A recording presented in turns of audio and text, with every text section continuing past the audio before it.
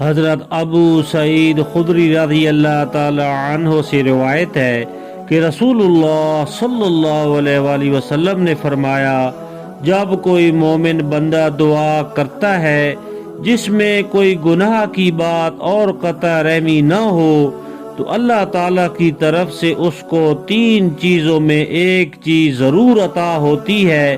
یا تو جو اس نے مانگا ہے اس کو ہاتھ کے ہاتھ عطا فرما دیا جاتا ہے، یا اس کی دعا کو آخرت میں اس کا ذخیرہ بنا دیا جاتا ہے، یا آنے والی کوئی مصیبت اس دعا کی بدولت روک دی جاتی ہے۔